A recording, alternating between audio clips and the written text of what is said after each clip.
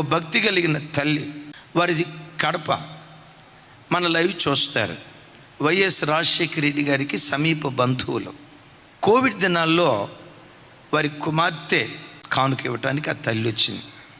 ఆ తల్లి చెప్తూ మా నాయనమ్మ ఆర్సీఎం బ్యాక్గ్రౌండ్. కొంతమంది ఆర్సీఎం అంటంతో అదొక రకంగా ఆర్సీఎం వాళ్ళ అని వెకిలిగా అంటారు. ఆ ఆర్సీఎంలో ఉన్న మా నాయనమ్మ భక్తి గురించి చెప్తా. 70 సంవత్సరాల వయసులో ఉన్న మా నాన్నమ్మ రోజుకొచ్చి 5 గంటల నుంచి 7 గంటల ప్రార్థనలో గడిపిద్దయ్యా. 8-9 ఆ ప్రాంతంలో 2-3 న్యూస్ పేపర్లు ముందు వేసుకుంటుందయ్యా. న్యూస్ పేపర్లు వేసుకొని ఏం చేస్తుంది? వార్తలు చదువుతూ ఉంటుందా? నో. ఆ న్యూస్ పేపర్లో పలానా అబ్బాయి సంతోష్ కనపడట్లేదు. ఆ వార్త చదివింది అనుకోండి, వెంటనే మోకరించిద్దట. చేయబెట్టి ఆ న్యూస్ పేపర్ మీద, దేవా బిడ్డ సంతోష్ ఇల్లు వదిలిపెట్టి వెళ్ళిపోయాడంటయ్యా, చిన్న బిడ్డ, వాడు ఎక్కడున్నాడో తల్లిదండ్రుల మీద ప్రేమ పుట్టించయ్యా, వాడు ఎక్కడున్నా తిరిగి ఇంటికి రావాలయ్యా, అయ్యా వాడిని కాపాడని ఆ ఫోటో మీద చేయబెట్టి 10 నిమిషాలు ప్రార్థన చేసిందట. నేను అట్లాగే చూస్తున్నాను. అమ్మ, న్యూస్ పేపర్ చదువుతా ప్రార్థన చేసిద్దా? అవునయ్యా. ఎస్తేనండి. విజయవాడ నుంచి డిఎస్పీ ర్యాంకులో ఉన్న 2 డిఎస్పీలు హైదరాబాద్ వస్తూ ఉంటే ఏం జరిగిందో ఏమో తెలియదు. భయంకరమైన యాక్సిడెంట్.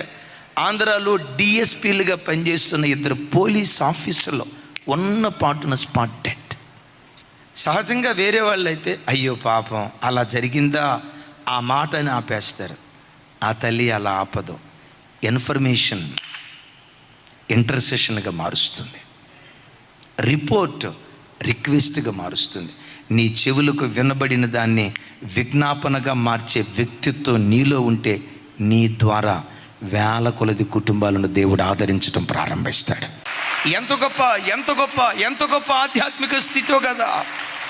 ఒకవేళ పేపర్లో పలానా చోట పలానా ఆవిడ పలానా ఆయన విపరీతంగా తాగి భార్యను చెతగొట్టాడు, ఆ ఆర్టికల్ పేపర్లో వస్తే దాని మీద చేపెట్టిద్దట.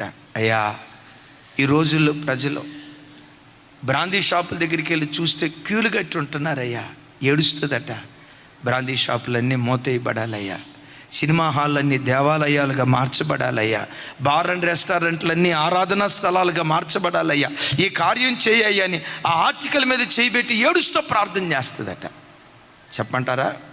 ఆ తల్లి ఆ మాట చెప్తూ ఉంటే నాకు సిగ్గు అనిపించింది.